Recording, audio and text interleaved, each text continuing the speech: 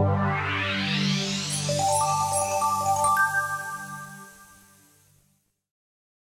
created this app called Scholly, which helps, it's a mobile and web app that instantly helps students find money for college. So instead of students, like you guys having to look for the money for college, it instantly uses an algorithm that instantly matches you with all those different dollars.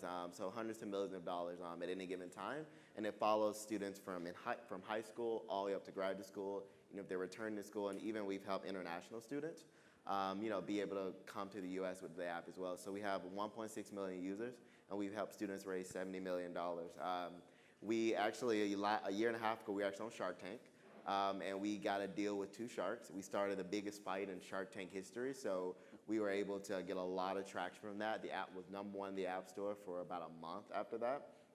And then we started to recently focus a lot on influencer marketing. So Jesse Williams, if you guys watch Grey's Anatomy, is on our team as well. And we've also done work with Oprah and her Super Soul brand, et cetera. So we've been able to really kind of grow the company in a really short period of time. It's about, at the end of this year, it'll be about 3 years old. So and we've helped a lot of people. So it's not a nonprofit, it's a social enterprise. So we really kind of tie our financial success to our social impact, and it's been pretty effective so far. There are not a lot of African Americans in tech at all, so being able to be visible, when I first started raising money before Shark Tank, it took me a while for anyone to, take me seriously. I had a white co-founder, and they would like completely not acknowledge me, even though the whole app was like my idea and stuff. Because of that whole, because that was so different than cultures. And actually, I actually was able to raise my first money after Shark Tank from an investor, Josh Kaufman, who's actually one of the on the Forbes media list, which is the #3, which is the top investors in the world. And after a 15-minute conversation, he invested the first $100 grand into my company. So I was persistent.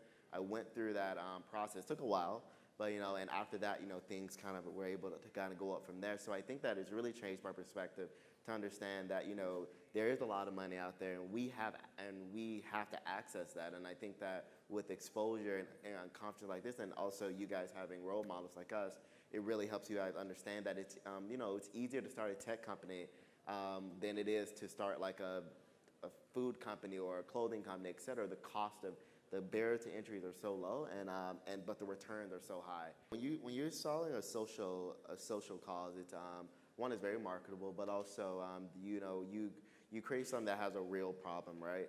It's not like creating like Instagram where you just create another way for people to share photos or filter them, right? You are really creating something that solves a problem, that has a market that you can validate and that you can quantify, right? And that gives you a solid ground to raise money, to start a business plan, and and also hopefully create a revenue model around it. So I think that, really think about a problem that you understand, that you're really passionate about, that you can create a story around, because, that story becomes something that you can sell, that becomes something you can sell to investors, sell to the press, et cetera. But also, to Ross's point, it really allows you to be able to really think about something and really find a lot of data points around how to solve the problem and creating a plan around it.